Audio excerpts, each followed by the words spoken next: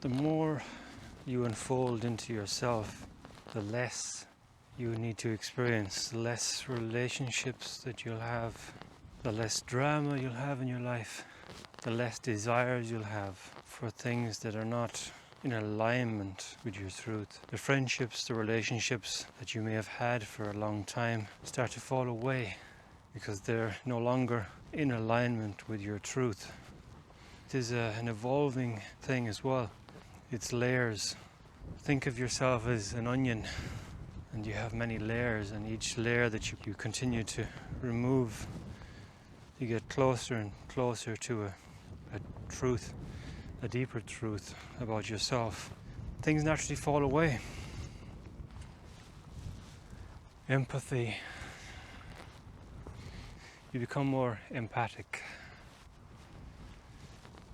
And the more empathic you are, the more sensitive you are to the subtle energy nuances around you. And with that becomes the need for personal boundaries, energetic boundaries. If you want to maintain a higher level of energy, a high level of spirit within your vessel.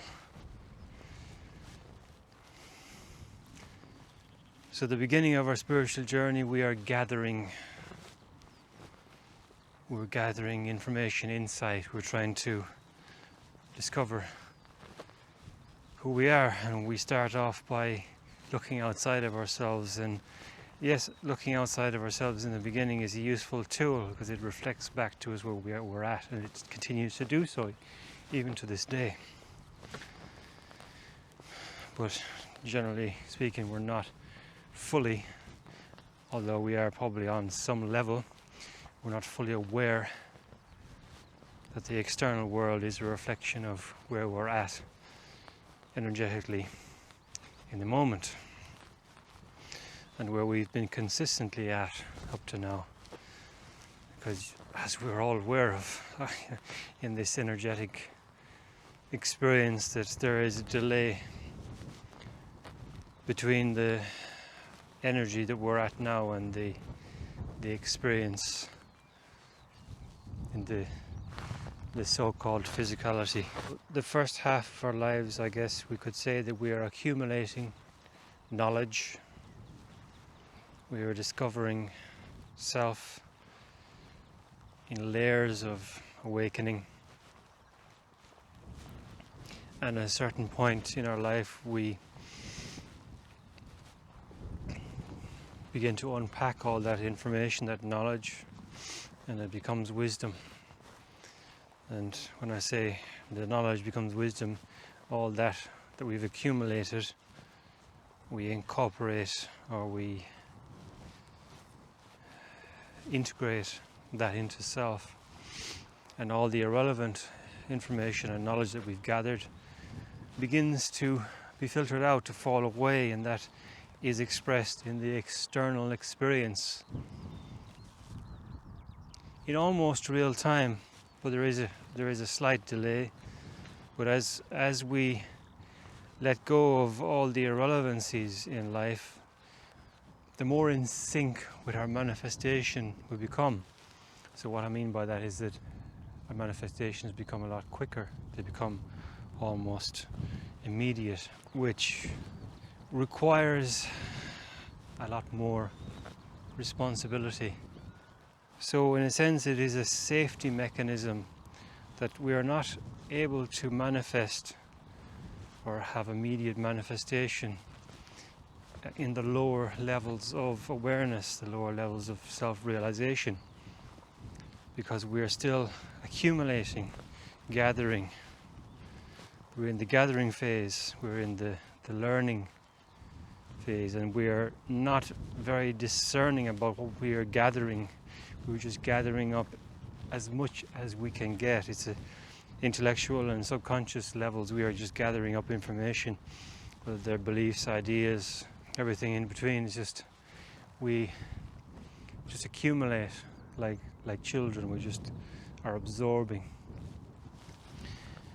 And if we are able to manifest, well, we are always manifesting, but it is delayed because there's not clarity. And the reason manifestation is delayed or doesn't happen is because there's too many conflicting energies within us, too many conflicting ideas, beliefs, and generally a lack of self-awareness, because the more self-aware you become, the more in sync your energies are.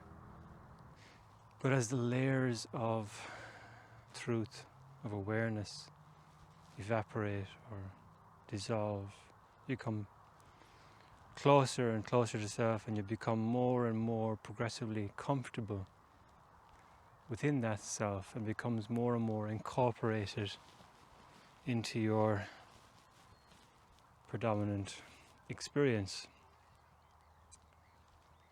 And then somewhere along that process, you start to see where you're out of synchronization, you're out of sync with your truth, your highest truth that you can muster at the time. Like your relationships with the people around you, with your colleagues, with your family. Are you being authentic in those situations, or are you just playing to a script that you've always played to?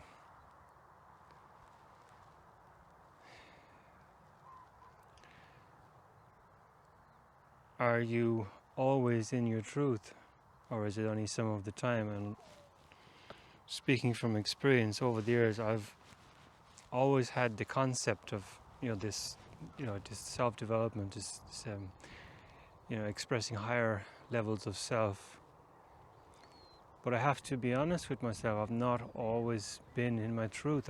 I've even on the later stages of my journey up to now, I've still found myself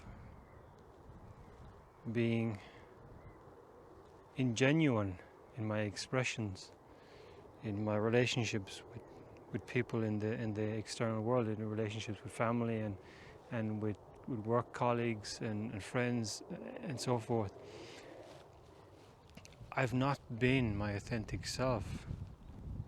I've lowered myself down to a level that I thought was acceptable for the occasion,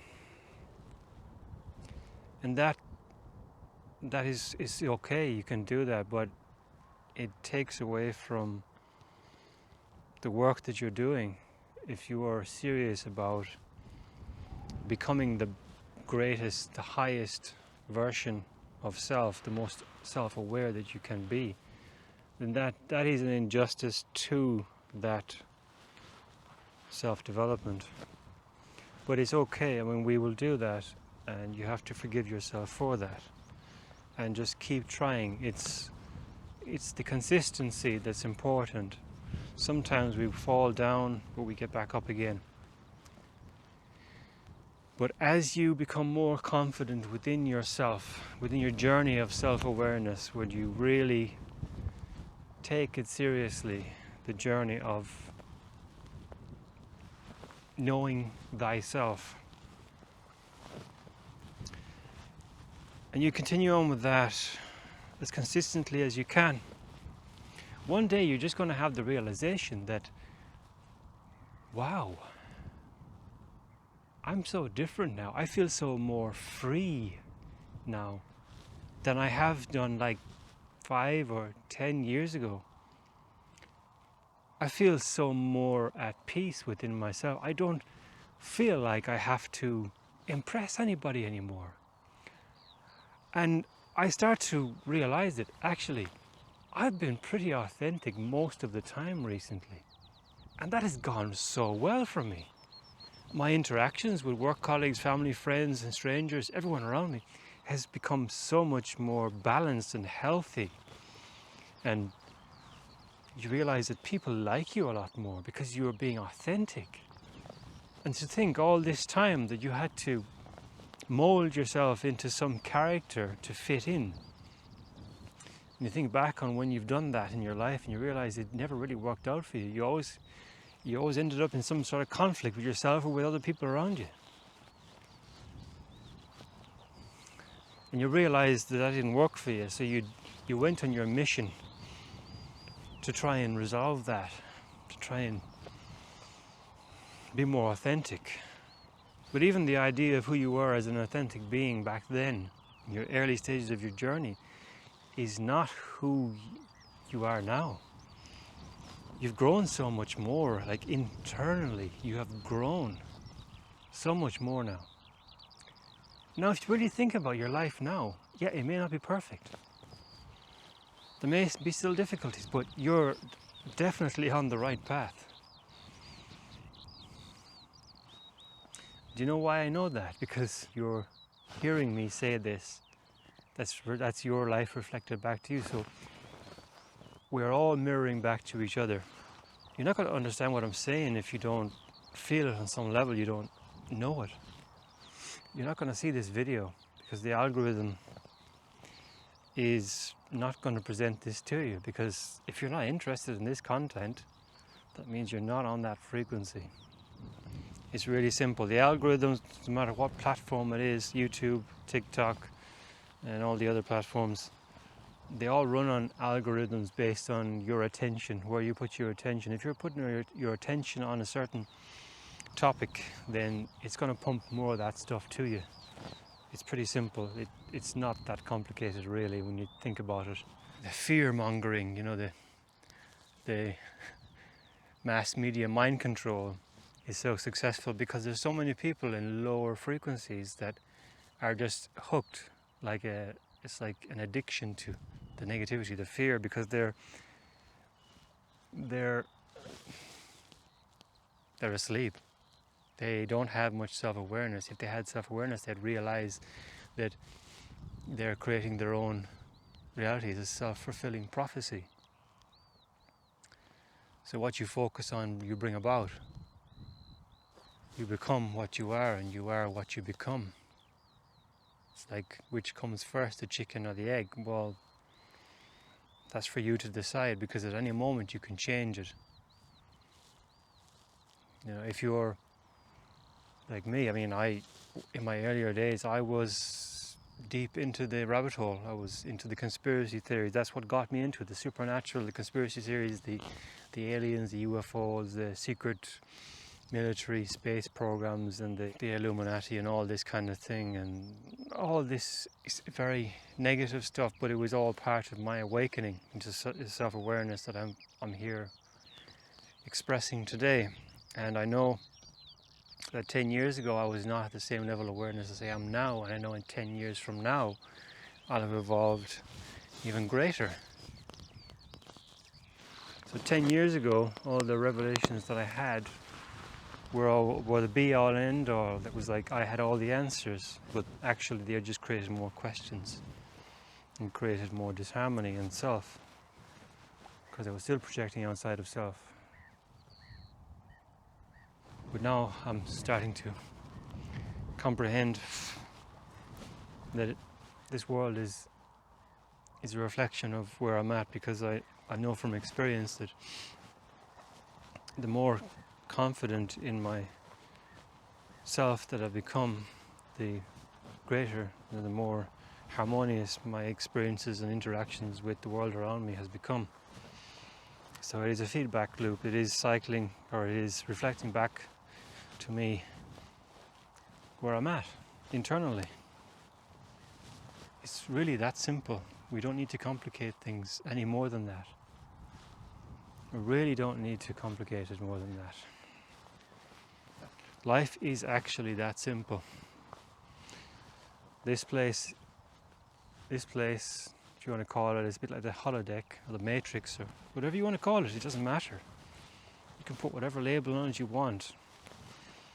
Really, it's labelless, but it is reflecting back to us where we're at energetically. Having said that, you're on your journey, things are improving in your life, but you still come into some conflicts, you're having negative interactions with some people in your life. What is that telling you?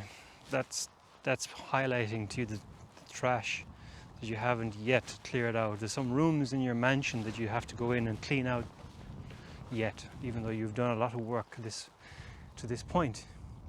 You still have some clearing out, you still have some letting go to do. Wounds from the past,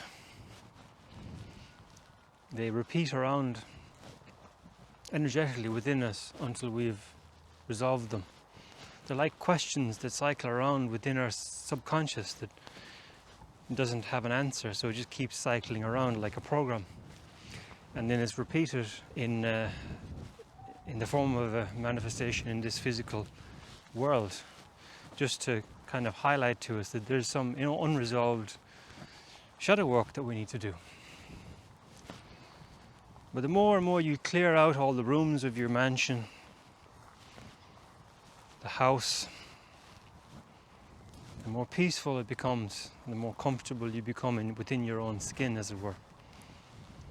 Because you don't have so much baggage, you're not carrying so much of that baggage around with you anymore because you've let it go, you resolved it.